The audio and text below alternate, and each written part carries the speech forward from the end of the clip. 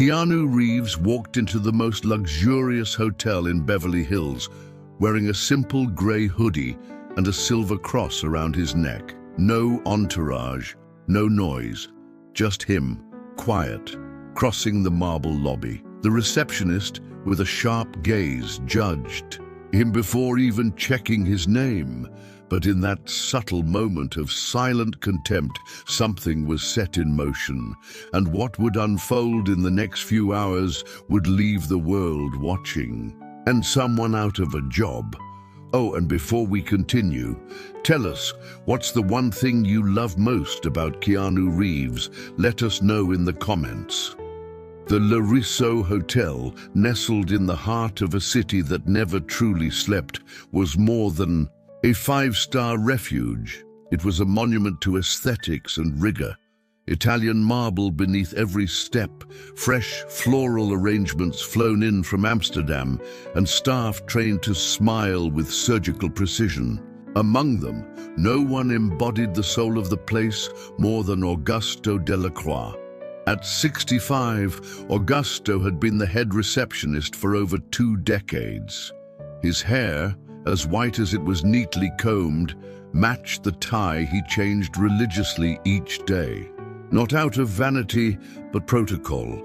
He believed hospitality was an exact science, and any deviation from the norm welcomed disorder. And to Augusto, disorder was intolerable. From behind his marble desk, he watched guests like a seasoned chess player, each one a piece on the board, every move loaded with meaning. The gait of a businessman revealed his net worth. A guest's chipped nail polish said more than 1,000 words. Nothing escaped him. That morning, everything remained in its usual harmony, until the glass doors whispered open, and with them came dissonance. He walked with calm, almost distracted steps. He wore a worn grey hoodie, hood down, and around his neck hung a small silver cross, plainly visible and carried with quiet dignity. His sneakers were clean but aged. His face was bearded, hair slightly unkempt. Yet there was something in his posture, a kind of humility that didn't apologize, just existed. Augusto lifted his eyes from the computer and his expression tightened. "I'm sorry, sir," he said politely but firmly. "This entrance is for guests only." The man stopped, smiled, as if he understood more than he let on. "I have a reservation. Name, K. Ryder." Augusto hesitated. The answer was too simple. The name didn't ring any bells in his mental registry of prestige, no titles, no grand surnames. And that cross, so visible, so deliberate. "Ryder," he repeated, typing slowly, fingers weighed with judgment. As the system loaded, Augusto didn't hide his analytical gaze. The hoodie, the cross, the hair, it was all wrong, inappropriate. That man didn't belong in the stained glass social mosaic he'd protected for so long. Then the unexpected. The reservation was there. Suite 1402, prepaid, 1-week stay, all in order. And yet Augusto felt like he'd swallowed something sharp. "Of course, Mr. Ryder," he said, like swallowing a bitter pill. "Just a moment while I finalize your check-in." Keanu, or Ryder, simply nodded, still wearing that soft, unshaken smile. He pulled out his phone and extended it, showing the reservation confirmation on the screen. Augusto glanced at the device, then back into the man's eyes. Something in that gaze unsettled him. There was calm there, but also weight. A depth that clashed with the supposed simplicity. It was as if that cross spoke louder than any Italian suit ever could. In that moment, Augusto realized something. He didn't recognize this man, and for him, that was almost an insult. Keanu simply smiled. He extended his phone with the reservation. Augusto hesitated. It made no sense. Something in the man's eyes shook him, but this was only the beginning. And soon, that discomfort would become impossible to hide. Augusto handed over the room keycard with a motion that was as precise as it was reluctant. Suite 1402, elevators to your left. Breakfast is served from 6:30 to 10. Thank you, Keanu replied, his voice calm, almost too calm. Augusto gave a small nod, but his eyes followed the man as he walked. Toward the elevators, there was something off. Not wrong exactly, nothing he could name or cite in the rulebook, but undeniably off. It wasn't just the clothes. It was the way Keanu seemed completely at ease among the marble pillars and gold-accented decor, as if the contrast between his appearance and the hotel's opulence didn't matter to him, as if he belonged without needing to prove it. And that, to Augusto, was deeply unsettling. He turned to his screen again, but his mind stayed elsewhere. K. Ryder. No VIP alerts, no flagged profile, no advance note from management, no luggage tags from private airports, no assistant, no entourage. How had someone like that reserved one of the upper floor suites, and prepaid no less? Augusto clicked on the reservation again. The email used to book the stay was nondescript, a Gmail address, nothing traceable, nothing flashy, and yet something didn't add up. Was he a preacher, a wandering spiritualist? Augusto almost scoffed at his own thought. Nonsense. The next morning, the lobby came to life with its usual choreography, polished shoes tapping softly on marble, the faint scent of citrus polish still lingering from the early cleaning shift, and the soft hum of espresso machines beginning their day-long cycle. Behind the marble desk, Augusto Delacroix stood with his usual rigor, posture straight as a ruler, eyes calm but sharp. At 6:47 a.m., Keanu walked in. Same grey hoodie, same quiet steps, the silver cross still hanging in plain view, catching just enough light to be noticed. There was nothing out of place on him, and yet to Augusto, everything was. Keanu approached with a gentle nod. "Good morning." Augusto offered a restrained smile. "Mr. Ryder, I trust your accommodations are in order." "Everything's been great, thank you." He looked at the small service brochure on the desk. "What time does the pool open?" Augusto answered promptly. And then, as if the words carried a weight they weren't supposed to, he added, "Just a note, Mr. Ryder. Some religious symbols are best worn discreetly. Visibility in certain settings may be uncomfortable for other guests." Keanu looked at him quietly. "It's not a symbol. It's part of who I am." Augusto froze for a moment. "Of course, we respect all beliefs. We simply encourage visual moderation, especially in shared spaces." "Sobriety is important, I agree," Keanu said. "But authenticity doesn't always come in neutral tones." His words were calm, not defensive, and somehow they stung more than any complaint would have. Keanu thanked him, nodded again, and walked away, his cross swinging gently with each step. Augusto remained still behind the desk, the silence around him louder than ever. Lucas, one of the new concierge assistants, approached moments later with a list of incoming reservations. "Everything okay, Mr. Delacroix?" Augusto nodded without looking up. "Routine. Just maintaining decorum." Lucas hesitated before walking away. Elsewhere, words spread more organically. On the second floor, two younger guests walked through the hallway, holding lattes and scrolling their phones. "You saw that guy at reception? The one with the hoodie?"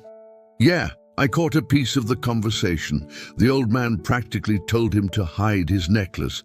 I recorded part of it, the second said, showing the screen. Check this out. The clip was short. Keanu standing. Calmly, Augusto speaking in that polished but condescending tone. No shouting, just tension, perfectly framed by luxury decor and a shaky phone lens. Caption: Old money versus humble hoodie. Front desk guy needs to chill.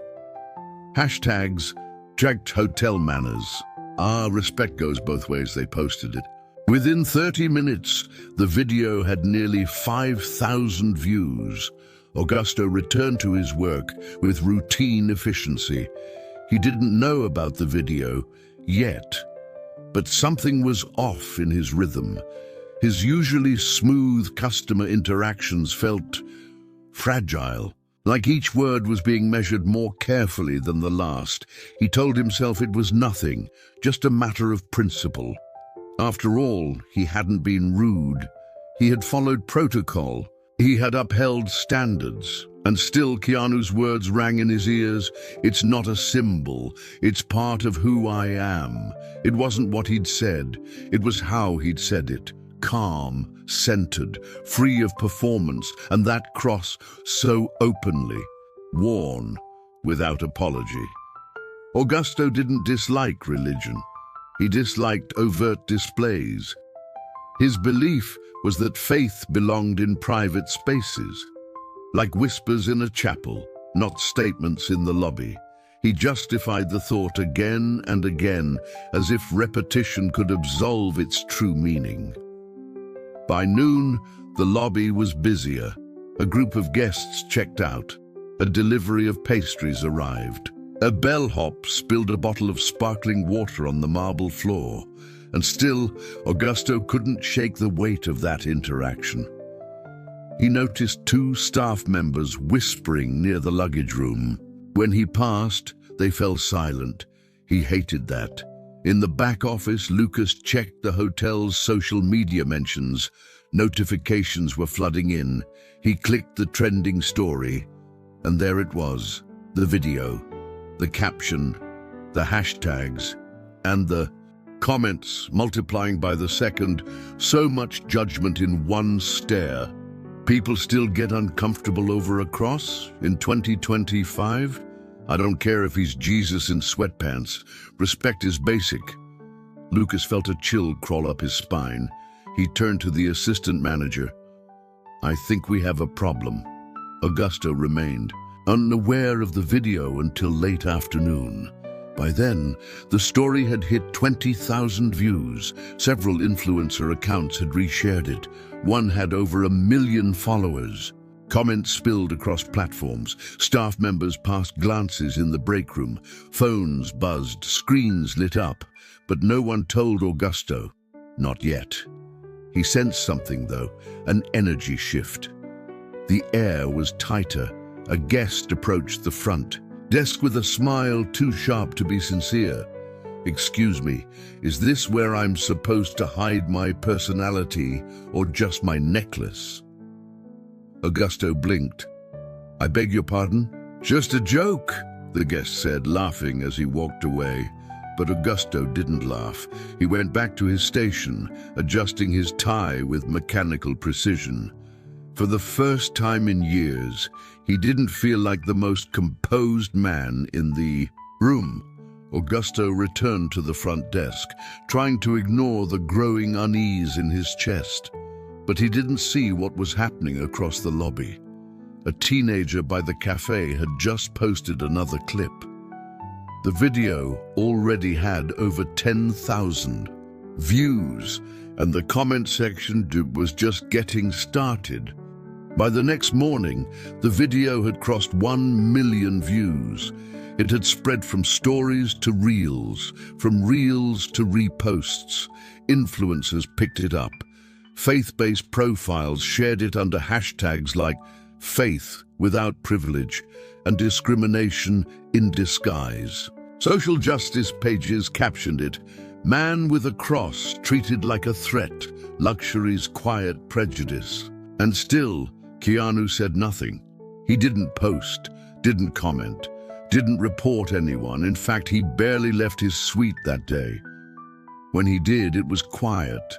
A walk to the cafe, a brief greeting to a staff member, a peaceful nod in the lobby. But no one looked at him the same anymore. He had become more than a guest. He had become a conversation, and Augusto had become the symbol of a problem. Still, the senior receptionist remained in denial. When a colleague hesitantly asked, "Have you seen the video?" Augusto replied with a wave of the hand. People film everything these days. It means nothing. But it didn't mean nothing. It meant everything. And it was getting louder. By midday, Augusto was called into a small private meeting with Mr. Hartman, the hotel manager. The door clicked shut. The room was quiet, no more performance, just tension. "Augusto," Hartman said slowly, "I'm going to ask something, and I want you to answer honestly." "Of course. Do you know who the guest is? The one wearing the cross?" Augusto paused. "Mr. Ryder. That's the name on the booking, yes, but do you know who he is?" "No, and quite frankly, I don't care. All guests deserve the same standard regardless of who they are." Hartman exhaled through his nose. "Normally, I'd agree, but there's a difference between standard and scrutiny." Augusto's eyes narrowed slightly. "Are we now allowing guests to flaunt their beliefs in public spaces? Shall we permit sermons in the spa?" Hartman didn't answer immediately. "What you said wasn't about protocol. It was about perception. Yours." Augusto stiffened. "I did my job. I remained professional."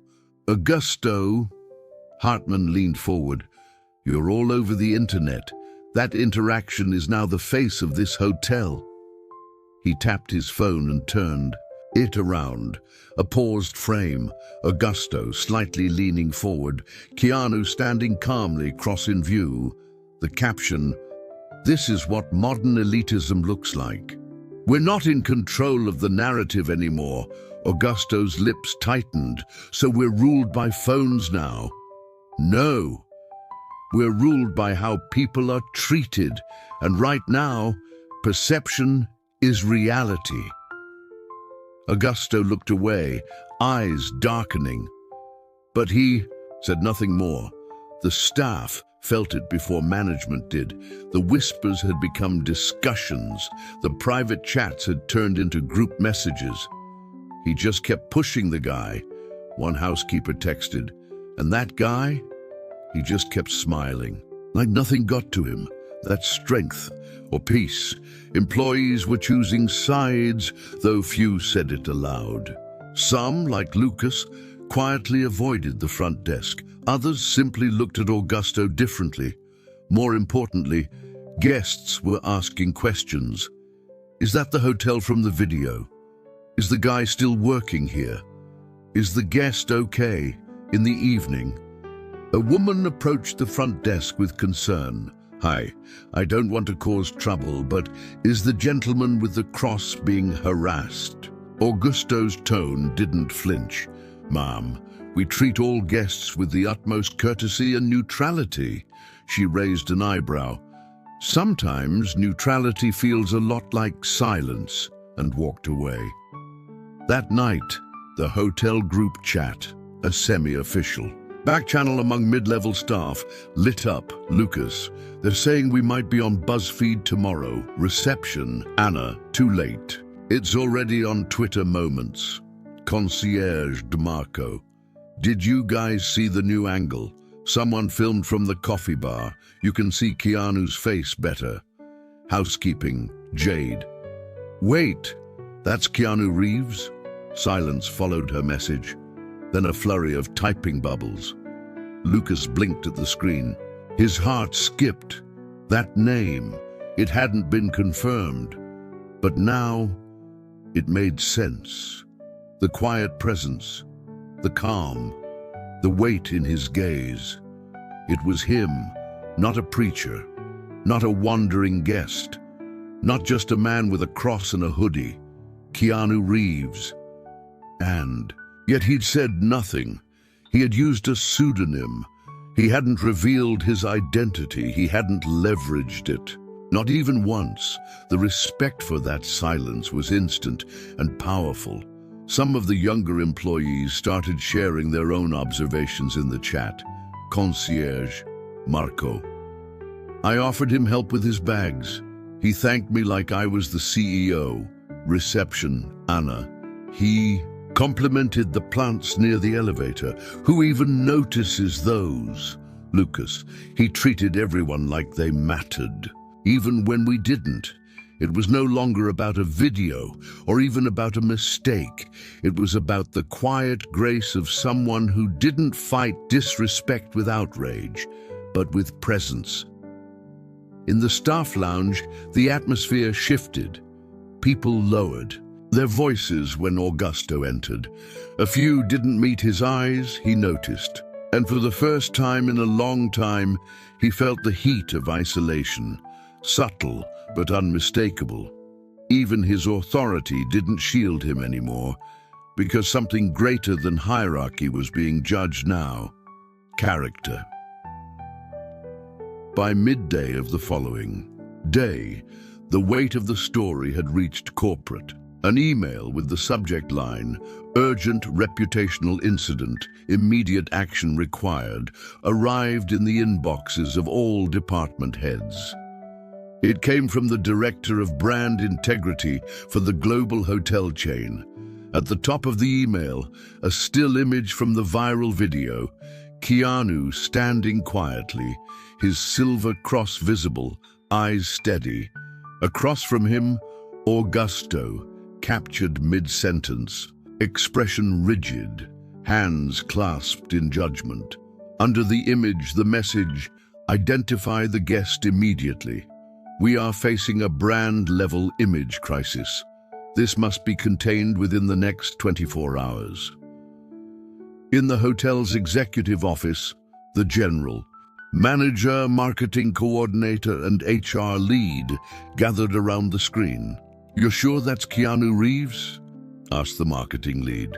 "No one's confirmed it officially, but we've run the image through reverse search. And yes, every fan account on the planet is already convinced, and Delacroix still doesn't know, or pretends not to. That's worse." Meanwhile, on the main floor, Augusto stood behind the reception desk with his usual upright posture. But now, every sound, a phone vibrating, a whisper behind the bellhop stand, even the ding of the elevator, felt like an accusation. Guests stared longer. Colleagues avoided eye contact. Even Lucas, once respectful to a fault, now offered only curt nods as he passed. And Keanu, he hadn't spoken a single word about the incident. He hadn't made a complaint, hadn't asked for an apology. But his presence, calm, unwavering, said everything. He walked through the lobby once. That afternoon, no entourage, no sunglasses, just the hoodie, the cross, and that unsettling gentleness that made Augusto feel exposed. Augusto tried to bury himself in routine. He triple-checked invoices, reorganized key cards, reviewed room upgrades, but each keystroke felt hollow. He glanced toward the lobby mirror, a habit formed from decades of managing his image, and for the first time, he barely recognized the man staring back, not because of his age or his tie, but because of what now lived behind his own eyes. Doubt. He had always judged with confidence, with a sense of order, of right and wrong, of refinement versus impropriety. But now, those rules no longer held, because somehow the man who looked the least like the guests he'd been taught to admire had become the most dignified person in the room. And Augusto knew this wasn't going away. Not with silence. Not with protocol. not with posture. The world had seen too much, and worse, understood it. The conference room was rarely used, only for audits, annual meetings, and the occasional visit from foreign executives. But today, it held something far more volatile than business metrics. At the long glass table sat the hotel's general manager, the regional director, the head of HR, and Augusto Delacroix. His back was straight, hands folded neatly, but his fingers twitched with suppressed tension. Then the door opened and Keanu stepped in. Same hoodie, same cross, same calm. The room fell silent. Keanu looked around, eyes landing briefly on each face before settling finally on Augusto. The general manager cleared his throat. Mr. Ryder, or should we say Mr. Reeves? Keanu smiled softly. Whichever makes you more comfortable. The director leaned forward. We'd like to give you the space to speak freely, if you're willing. About your experience here. Keanu nodded. I'll be brief. I came here because I needed quiet. I didn't want attention. I used a false name not to deceive, but to disappear a little. Just for a while. He looked at Augusto now, directly, but without aggression. I wasn't offended because of a cross. I was unsettled. By the way, it changed your face. A long pause filled the room. You looked at me, not as a person, but as a disturbance. Augusto inhaled, but didn't speak. And I've been treated that way before. We all have in different forms, but it's strange when it happens in a place that prides itself on elegance. Keanu leaned back slightly. Because real elegance isn't quiet, it's kind. The room stayed silent for a moment longer before the general manager turned to Augusto. Do you recognize him now? Augusto gave a short nod. I do. And do you understand the impact of how you treated him? Augusto's voice was tight. I still believe standards matter. Presentation matters. Keanu's voice was soft. Maybe, but assumptions matter more. He stood up slowly, gathering no papers, no bag, just his presence. My name is Keanu Reeves, but honestly, that should never have mattered. He left the room without another word, and behind him, silence didn't return. It shattered. When the door closed behind Keanu, it wasn't silence that filled the room. It was shame. The general manager removed his glasses. The HR director avoided eye contact. Even the regional director, known for his pragmatism, looked uncomfortable. Augusto remained seated, jaw clenched, hands rigid. The general manager broke the silence. Do you understand the scope of this? Augusto nodded slowly. Yes. The entire internet is watching. This wasn't just poor judgment. It's a cultural message now. Our message, whether we like it or not. Augusto looked at the empty seat Keanu had just left. And yet he didn't humiliate anyone, not once. No, the HR director said. He didn't have to. There was a long pause. Then Hartman, the manager, asked, So, now that you know who he is, what do you think? Augusto didn't answer immediately. He stared ahead, as if trying to find footing on ground that had shifted beneath him. Then, I still believe he should have dressed better for this place. The room froze. The general manager leaned back in his chair, stunned. The HR director blinked. Even now, Augusto's voice was quieter now, not out of humility but exhaustion. Yes, because I wasn't wrong about the code. I just didn't expect the code to break. No one responded. There was nothing left to say. Downstairs in the lobby, Keanu walked slowly past the reception desk. Guests watched him with quiet reverence. A few smiled. One child waved. He nodded back, not as a celebrity, but as a man who had refused to be small. At that moment, no one cared about fame or suits or titles. What mattered was something far more difficult to fake: grace under judgment. 3 days later, Augusto Delacroix no longer stood behind the reception desk. He was placed on administrative leave first, but the decision had already been made. His dismissal was handled quietly, professionally, just the way he had always preferred things. Except this time, the silence didn't protect his pride. It highlighted his fall. The hotel issued a public statement on all platforms. "We deeply regret the treatment of one of our guests, Mr. Keanu Reeves, during his recent stay at our property. We are committed to ensuring that every person is treated with dignity, regardless of appearance, belief, or status. Effective immediately, we are launching a new internal training program focused on empathy, implicit bias, and respect." The post went viral within minutes, but the part that no one expected, what truly turned public opinion into quiet admiration, was Keanu's response, or lack of one. He didn't sue, didn't demand money, didn't give an interview. Instead, he sent a short message to the hotel's board through his assistant. "No apologies needed, just action. Do it for those who can't afford to be recognized." That message alone was quoted more than the hotel's official statement. In the days that followed, guests left handwritten notes for Keanu at the front desk. One read, "I came here for luxury. I found character instead. Thank you for showing us the difference." Internally, the staff shifted.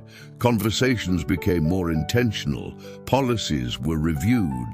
The diversity program launched by the hotel chain was named the Reeves Standard. They invited Keanu to a press event. He declined. No spotlight, no stage, only change. And somewhere in a small apartment not far from the hotel, Augusto watched the hotel's press video on his television. In it, Keanu spoke briefly, standing in front of a modest backdrop. His silver cross glinted under soft lights. Augusto didn't feel anger. He felt something harder to carry: shame and, maybe, the first flicker of change. Days later, a letter appeared online, signed Augusto Delacroix. No excuses, no defense, just memory. "I was raised to believe elegance was silence, distance, control. But now I see what